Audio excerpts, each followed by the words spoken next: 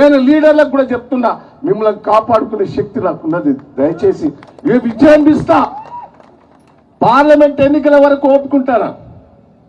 నేను వాళ్ళని తిడితే వాళ్ళు పెద్దోళ్ళు అవుతారని ఆగుతారు. అత్తా కూడా ఇప్పుడు తిట్టా, పార్లమెంట్ ఎన్నికల తర్వాత తిడతా. ఇక కడియం శ్రీహరి గారు అంటాడు, బిడ్డ నాతోటి పైకి వచ్చినావు, నాతోటి పైకి వచ్చి నీ చరిత్ర చెప్తే ఉరిపెట్టుకుంటావు. బిడ్డ నీ మోసాన్ని చెప్తే నీ కులం మోసం చెప్పినా మా నాయన చదివిచ్చిండు నేను రాజకీయంగా ఎదిగాను, రాజకీయంగా నేను లేపాను నిన్ను. ఒక చిన్న కుటుంబం నుంచి, పేద కుటుంబం నుంచి వచ్చినని మా నాయన చదివిచ్చిండు. నేను రాజకీయంగా డబ్బులు ఇచ్చి లేపాను.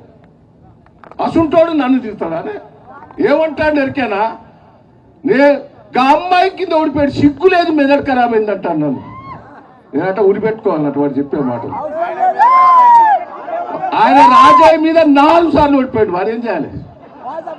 4 సార్లు. నేను ఓడిపోయింది 7 సార్లలో ఒక్కసారి 8వ సార్లు ఓడిపోయాను. 7 సార్లు గెలిపించారు వరంగల్ జిల్లా ప్రజలు. నన్ను గట్ల తిడతాడు, నన్ను ఎట్లా పడతాడు? నేనంటే ఉరిపెట్టుకోవాలన్నట్టు. నేను ఒకటే, ఆ అమ్మాయితోటి ఓడిపోతే నేను ఉరిపెట్టుకోవాలి. చిన్న అమ్మాయి నీ మనవరాల వయసుతోటి పెట్టే ఉరిపెట్టుకోమంటాడు. అసొంటి కడియం శ్రీహరికి ఓటేద్దామా? దయచేసి నేను ఒకటే, ఎంత ద్రోహం చేశాడండి? ఏం చేశారు? నీకేం తక్కువ చేశారు? నేను తెలుగుదేశం ఉన్నప్పుడు పట్టుబట్టి ఎన్టీ రామారావు దగ్గర తీసుకుపోయి మంత్రి పదవి ఇప్పించాను. కేసీఆర్ గారు నువ్వు ఓడిపోయి బజార్లో తిరుగుతాడ తీసుకొచ్చి నేను ఎంపీ చేసి, ఉప ముఖ్యమంత్రి చేసి, 2 సార్లు ఎమ్మెల్సీ చేసి, రాజయ్యను పక్కకు తీసేసి నీకు ఎమ్మెల్యే చేసి, దయాకర్ని తీసేసి నీ బిడ్డకి ఎంపీ సీట్ ఇస్తే ఇంత మోసం చేస్తానని నేను ఒకటే మిమ్మల్ని అందరినీ అసంటూ మోసపోనికి ఇవాళ ప్రజలు ఏమంటారు దొరికేనా? నాకున్న సర్వేల కేసీఆర్ గారిని పోగొట్టుకున్నాం, తప్పు చేశాం. దయాన్ని పోగొట్టుకున్నాం, పాలకుర్తి ప్రజలు మళ్ళా రుణం తీసుకోవాలి.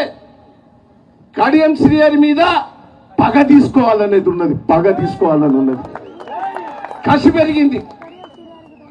దయచేసి నేను మిమ్మల్ని అందరినీ రిక్వెస్ట్ చేస్తున్నా, మిమ్మల్ని కాపాడుకున్నందుకు నేనున్నా. కార్యకర్తలు ధైర్యపడకుంది.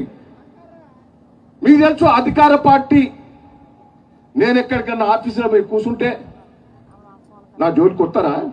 పోలీస్ స్టేషన్ వచ్చి కూర్చుంటాం. ఉత్సాహపడేది వల్ల కాంగ్రెస్ వాళ్ళు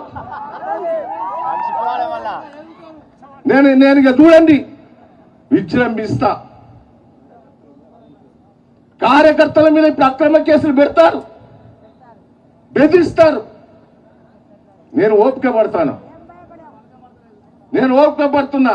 ఎలక్షన్ల తర్వాత ఇలా పెద్ద బంగారికి వస్తా అంటే ఆడ ఎస్ఐ ఆటోలు ఇంతమంది ఎందుకు పోతాడో దింపుతాడట. బిడ్డని ఫోన్ చేసి తిట్టిన, సిఐ గారు రిక్వెస్ట్ చేసిన, ఇది పద్ధతి కాదని. అక్కడిక్కడ కేసులు పెడుతున్నారు. నేను పై ఆఫీసర్లు తీసుకుపోయి మీకు అండదండలు ఉంటా. నాకొకటే నీ కోరిక, నేను చేతులు ఎత్తి మొక్కుతున్నా, కార్యకర్తలు జిద్దుగా పనిచేయండి. మిమ్మల్ని కాపాడుకునేది నా బాధ్యత. నాకు హరీష్ అన్న ఉన్నాడు అండ. ఇలా వరంగల్ పార్లమెంట్ ఇన్ఛార్జ్ హరీష్ అన్న కాకుండా నా మీద అభిమానం కొద్దిగా వచ్చిందని కూడా ఈ సందర్భంగా మీకు తెలియజేస్తాను. నా మీద దయన్న మీద అభిమానం కొద్ది నేను పిలుపుతోటే వచ్చాడు. మీ దగ్గర నుంచి 400 కిలోమీటర్ల